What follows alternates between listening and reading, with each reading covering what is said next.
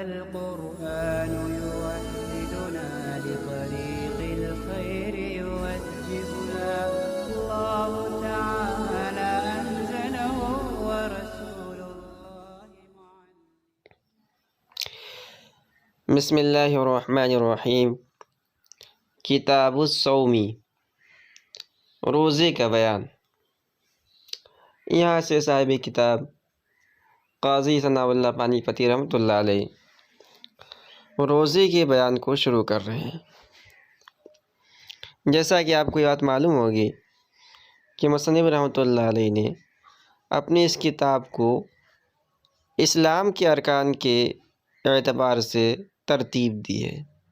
اسلام کے جو ارکان ہیں، ایمان، نماز، اور اس کے بعد زکوٰۃ، روزہ اور حج، اسی ترتیب پر انہوں نے اپنی اس کتاب کو مرتب کیا ہے۔ چنانچہ سب سے پہلے انہوں نے ایمان کو بیان کیا تھا، اور ایمان کے بعد انہوں نے نماز کو بیان کیا۔ نماز سے پہلے طہارت کو اس لیے بیان کیا کہ طہارت یہ نماز کے لیے شرط کے درجے میں ہے، اور شرط شے پر مقدم ہوتی ہے، اس لیے طہارت کے ساتھ نماز کے ساتھ طہارت کو بیان کیا، اور اس کے بعد زکوٰۃ کو بیان کیا تھا، اور یہاں سے روزے کو بیان کر رہے ہیں۔ روزے کے مسائل کو جب بیان کر لیں گے، اس کے بعد انہوں نے کتاب الحج کا عنوان قائم کیا ہے۔ اگرچہ انہوں نے حج کے مسائل کو کچھ وجوہات کی وجہ سے بیان نہیں کیا ہے، لیکن عنوان قائم کیا ہے۔ بہرکیف یہاں سے روزے کو بیان کو شروع کر رہے ہیں۔ عربی کے لیے، روزے کے لیے عربی زبان میں صوم کا لفظ آتا ہے۔ قرآن و حدیث دونوں کے اندر مستعمل ہوا ہے، اور صوم کے ایک لغوی معنی ہے اور ایک شرعی معنی ہے۔ صوم کے لغوی معنی آتے ہیں مطلقاً رکنا۔ آدمی کسی چیز سے بھی رکے، اسے عربی زبان کے اندر کہتے ہیں صامہ۔ مثال کے طور پر کوئی آدمی ہے اور وہ بولنے پر قادر ہے، مگر وہ بولتا ہی نہیں۔ مثال کے طور پر کسی نے اس نے صبح سے لے کے شام تک کوئی گفتگو نہیں کی، جان بوجھ کر خاموش رہا، سکوت اختیار کیے ہوئے، تو اس کے لیے بھی عربی زبان میں یعنی اس سے متعلق کہا ہے کہ صام زید، مثال کے طور پر زید بولنے سے رک گیا، تو صوم کے لغوی معنی ہے رکنا۔ اور شریعت کے اصطلاح میں صوم کہتے ہیں 3 چیزوں سے رکنے کا نام: کھانا، پینا اور جماع کرنا۔ ان 3 چیزوں کو صبح صادق سے لے کے غروب آفتاب تک رکنے کو شریعت کی اصطلاح میں صوم کہا جاتا ہے۔ کہنے کہ یکی از ارکان اسلام روزہ ماہ مبارک رمضان است۔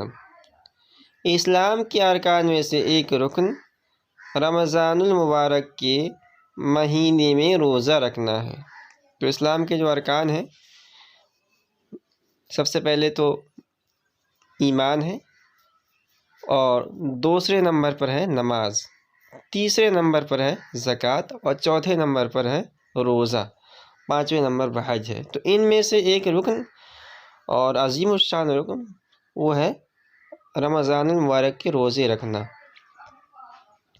کہہ رہے ہیں فرض از قطعی، یہ فرض ہے اور قطعی طور پر ثابت ہے، نصوص سے، قرآن و حدیث سے ثابت ہے، بر ہر مسلم مکلف، ہر مسلمان مکلف پر۔ کہہ رہے ہیں منکر آ کافر بود، منکر آ کافر ہوا، اس کا انکار کرنے والا کافر ہوگا، اس لیے کہ یہ دلیل قطعی سے ثابت ہے، قطعیت الثبوت اور قطعیت الدلالہ۔ اور فرض کا منکر کافر ہوتا ہے، اس لیے اگر کوئی روزے کا انکار کر دے کہ روزہ اسلام کے اندر کچھ ہے ہی نہیں ہے، اس کی کوئی حیثیت نہیں ہے، تو اسلام سے خارج ہو جائے گا۔ کہہ رہے وہ تارک بے عذر فاسق، اور بغیر کسی عذر کے اس کا چھوڑنے والا فاسق ہے۔ کوئی عذر نہیں ہے، جیسا کہ آج کل ہمارے زمانے کے اندر مسلمانوں کے اندر آپ مشاہدہ کریں گے کہ ان کے پاس کوئی عذر نہیں ہوتا، بس فیشن کے طور پر روزہ چھوڑتے ہیں، کھاتے پیتے ہیں، تو ایسا آدمی، اس کو کافر تو ہم نہیں کہیں گے، اس لیے کہ اہل سنت جماعت کے نزدیک کبائر کا مرتکب کافر نہیں ہوتا ہے، لیکن اسے فاسق کہا جائے گا۔ یہ بات یہاں پوری ہوگی۔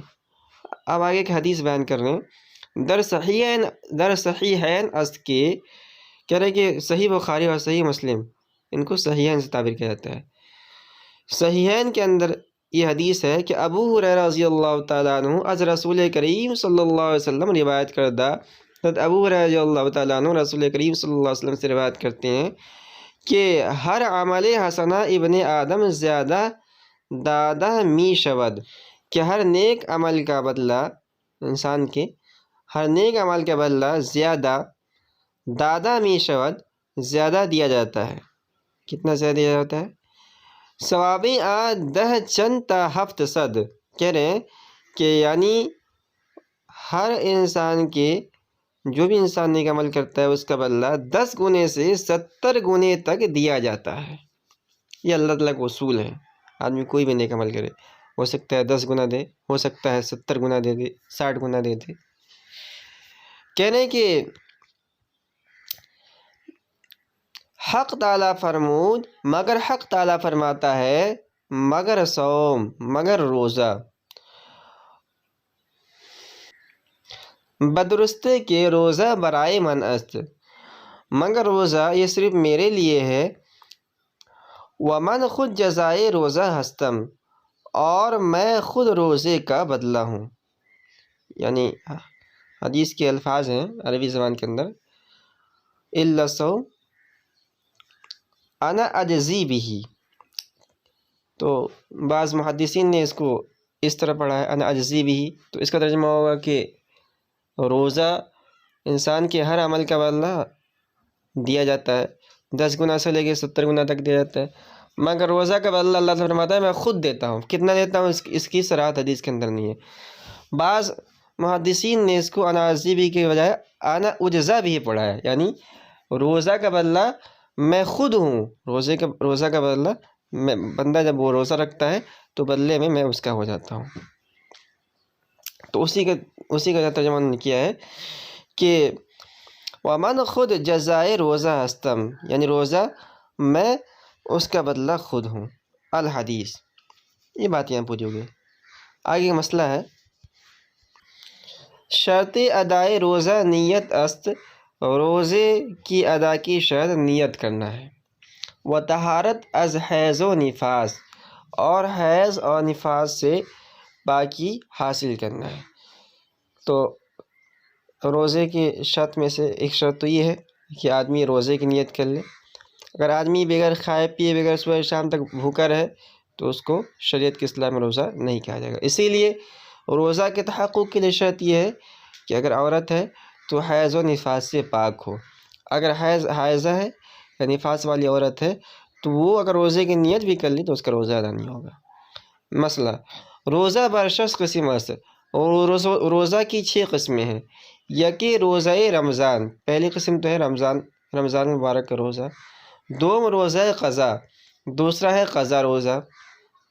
مثال کے طور پر کسی کا رمضان کے اندر روزے چھوٹ گئے، اب اس کی قضا کر رہا ہے، تو یہ دوسری قسم ہو گئی۔ سوم روزہ نظر معین، تیسرا ہے نظر معین کا روزہ، کسی نے نظر مانی کہ میرا فلاں کام ہو جائے گا تو میں جمعہ کے دن روزہ رکھوں گا، تو یہ نظر معین ہو گئے۔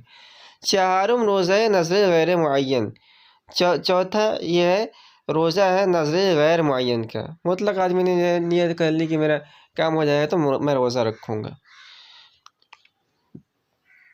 تو پنجم روزہ کفارہ، پانچواں ہے کفارے کا روزہ۔ ششم روزہ نفل، اور چھٹی قسم ہے روزہ کی نفل روزہ۔ تو کفارہ تو آپ جانتے ہی ہیں، بہت سارے اعمال ہیں جس میں اللہ رب العزت نے سہولت دی ہے کہ اگر آدمی اس کا مالی بدلہ نہیں دے سکتا ہے تو اس کے بجائے وہ روزہ رکھ لے۔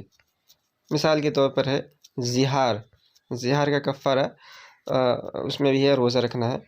تو اس کو آپ بڑی کتابوں کے اندر پڑھیں گے تو بہت سارے اعمال ہیں جس میں شریعت نے سہولت دی ہے کہ آدمی اگر مالی بدلہ نہیں دے سکتا ہے تو یعنی مالی کفارہ نہیں دے سکتا ہے تو مالی کفارے کے بجائے روزے سے اس کا کفارہ ادا کر لے، تو اس کو جو ہے کفارے کا روزہ کہا جاتا ہے۔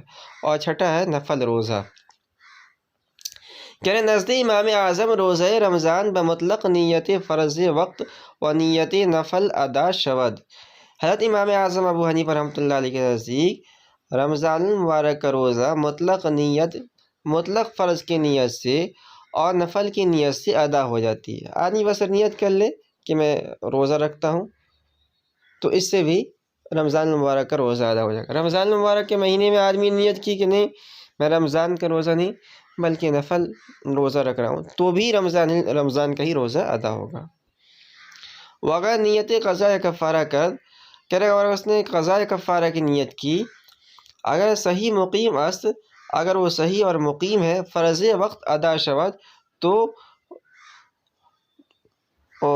وقت کا فرض ادا ہوگا، یعنی رمضان کا روزہ ہی ادا ہوگا۔ ایک آدمی ہے اپنے گھر کے اندر مقیم ہے اور بالکل تندرست ہے اور اس نے نیت کی کہ جو آج میں رمضان کا مثال کے طور پر 10ویں رمضان ہے، رمضان کی 10 تاریخ ہے، نیت کی کہ آج جو میں روزہ رکھ رہا ہوں کفارے کا روزہ رکھ رہا ہوں، یہ آج میں جو روزہ رکھ رہا ہوں یہ قضا جو پچھلے سال رمضان میں میرے روزے چھوٹ گئے تھے اس کی قضا کر رہا ہوں، کہنے کی جو ہے وہ نہ قضا کا روزہ ہوگا نہ کفارہ کا ہوگا بلکہ اس سال رمضان کا 10واں روزہ ہے وہی ادا ہوگا، لا غیر، نہ کہ اس کے علاوہ۔ وہ اگر مریض یا مسافر است، اور اگر مریض ہو یا مسافر ہو آنچے نیت کد از قضا یا کفارہ ادا شود، تو جو کچھ وہ نیت کرے خواہ وہ قضا کی نیت کرے یا کفارے کی وہ ادا